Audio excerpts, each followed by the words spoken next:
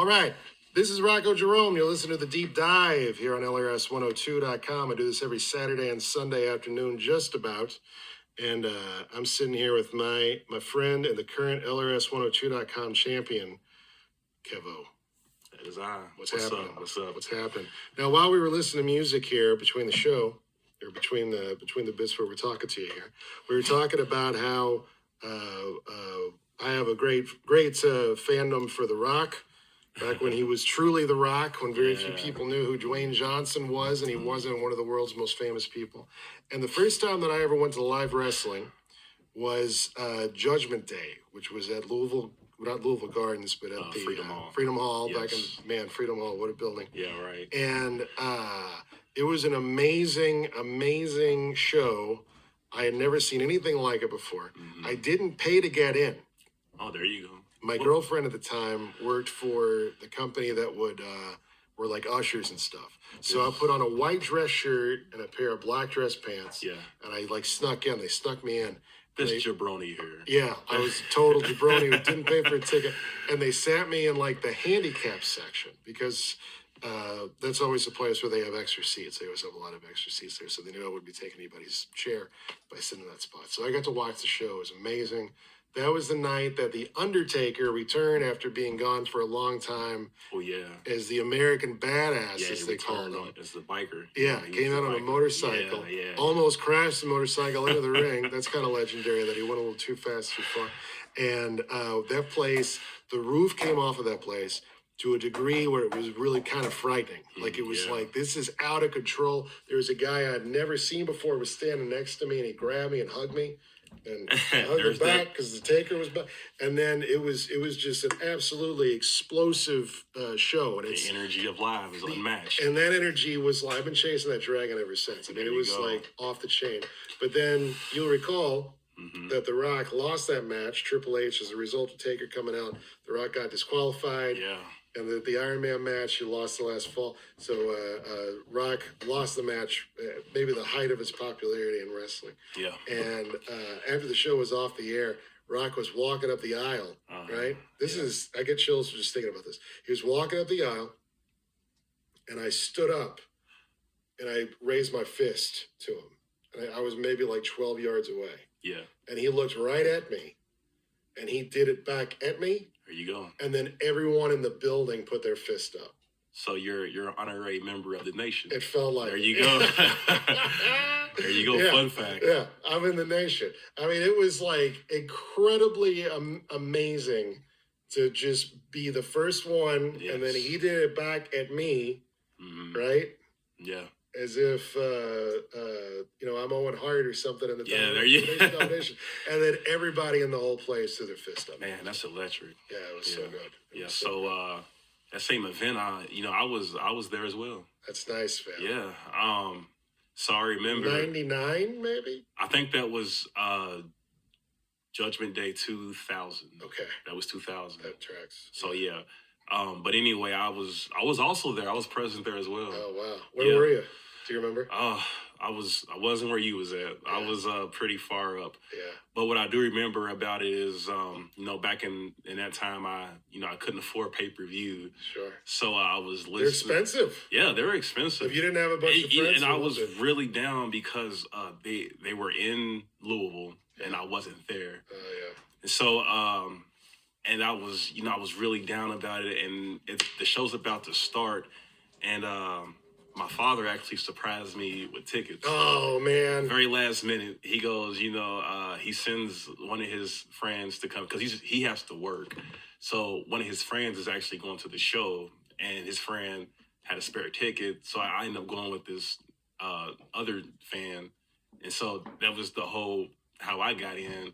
But yeah, so I remember that main event, Triple H and The Rock, Iron Man. Iron Man match. For those who don't know, that means it's a 60-minute match. 60 minutes, yeah. And whichever one gets the most pinfalls, submissions, or countouts is the winner of it. And Rock went in champ. Rock went in champ, and I was also, like I said earlier, you know how I mentioned Sting being one of my favorites. Well, Triple H was also one of my favorites. Sure, yeah. So me and you were still cool, although you was a Rock fan. I'm a Triple H fan. We're still good. Back then, the word was those guys didn't like each other ever under any circumstances. Yeah, it was a rumor for a long time. Yeah, there was some tension, but also if you remember about that match, Shawn Michaels was the special referee. So that was the element also in it. I was like, I'm going for Triple H, and Shawn Michaels, is he going to super kick? What's he going to do? I was like, I felt it. He called it down the line. He did. He called it down the middle. Yeah. And then what you said earlier, the whole Undertaker coming and returning. Like I said, we spoke about this earlier. The live energy, I felt that too. And there's nothing like it. Was that your first show or one of your first shows? Oh, no. So my coming up in wrestling, I know a lot of people say they see it on TV first, and then they go into the shows. I was actually reversed. So I went to live shows first. Wow. Yeah, I didn't even know it was a TV thing until I didn't. My father would take me to a lot of shows in the Gardens. Yeah. And they just had shows there. That's real. Yeah, funny story. I'll tell it some other time. But he had a run-in with Coco Beware. Yeah, next time you're on, I'll save that for next time. But yeah, so like my father actually took me to a lot of live shows, and then I saw it on TV, and then I said, "Oh, I didn't know this was a TV thing," and they did the shows.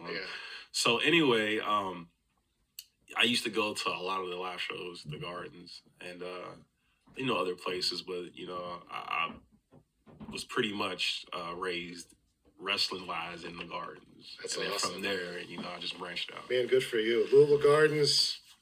That was always the Memphis circuit would come there. Yep. Jerry Lawler, Jeff Jarrett, the Jarrett family. Yeah. Memphis wrestling is just wild. It's its own that's its own thing, man. I'm very envious. Yeah. I got to go to the Last Dance there. They had the last show there. Cool. How was that? That was really awesome. The unfortunate thing was Jerry Lawler was on the outs with the WWE at that time. Oh, okay. And it was the OVW show, basically. Yeah. So that was when it was a farm club for WWE. And unfortunately, that meant that Jerry Lawler couldn't be there. There you go. But I saw Rocky Johnson. There you go. I'm going to ask Bill Dundee was there that time. I'm going to ask you a question. Can I do that? What was your favorite matches that you like to see? Favorite type of matches? Well, just during that time, is there? Well, that Iron Man match I think is one of the best matches. Yes. Yeah. There was a match that The Rock had with Kane that was on SmackDown. Yeah. That most people, this kind of flew under the radar for a lot of people, but it was like he had this match with Kane, and Kane at this point had maybe lost a lot of matches recently. Kane was maybe not quite the Kane of his debut. Yeah, right. And he and Rock had a very, very competitive match, but the thing that was happening was that Rock could not seem to put him down. Rock couldn't. A lot of people couldn't at that time. Right. Yeah. That's always how Kane was somebody who was a very formidable opponent, we'll put it that way. Oh, very. But it was like he gave him a rock bottom, he couldn't pin him. He gave him an elbow, couldn't pin him. He gave him another, and then it was like the way that match was going, and then Taker came out and he handled it for The Rock, and he gave The Rock a look. So it was a match that ended with some tomfoolery, but at the same time, it was a really amazing, the way that the story was coming across as that match was proceeding was out of sight. If anybody can put Kane down, it has to be Taker. Yeah. Yeah. You got that. Yeah. Right? It has to be Big Bro. You had that whole dichotomy. So the way that they did it was like the match ends in a disqualification, and it was on the way to a match that The Rock had with The Undertaker, right? So it was like the way that those types of matches, I grew up during the time when I was a younger kid, it was always Hulk Hogan won no matter what. Yeah. It was Superman. Yeah. And Hulk Hogan was unbeatable. And he's gonna run wild. Right. He's gonna run wild. Yeah. And like even as a child, it's like I'm seeing this like, well, this is kind of boring because this guy is so dominant. So then later on, as you start to see those types of things transpire in professional wrestling, that's a little bit more exciting to me when it's like, I'm not entirely sure who's going to win. Like this guy is going up against somebody who is his equal. He's not impervious to damage. Yes. And That's to me when It's the greatest. very much evolved into, expect the unexpected. Yeah. I mean, it's always been a thing, but now it's more of, what it is today. That's it, man. And that's the kind of thing you can see at Grindhouse Pro Wrestling. It's always unpredictable. I've seen some things that have blown me away at Grindhouse, things I didn't expect to see, things that where I thought everything was going to go one way and then it goes another. I've been watching wrestling a long time. Expect the unexpected. Sometimes You'll never know. Yeah. You'll never know. So, and the best way to come experience that, you gotta be there live. You gotta be there live. You gotta be there live. Now, as people are going to be listening to this on the spot, it is we're leaning into the January 2024 show. You defeated Tyler Lee Deputy, a guy that I have no love for. Oh, really? I don't. I don't. Well, why is that? Because he took out your boy Oliver. Listen. People think of me as being somebody that pulls for the quote unquote bad guys at Grindhouse Pro Wrestling. Yeah.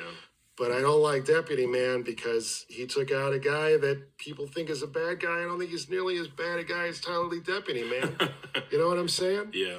I don't like that guy at all. So I was glad to see you take the belt off that guy. But the match that's coming up later this month, he's got his rematch, that Deputy. Yes. You've got your belt here in the studio. I do have it. It bears more than a passing resemblance to the Sweet Charlotte, the NWA title. I think this is a cool belt. I really like to see it here at the studio. You know what the coolest thing about it is? What's that? That it's on me.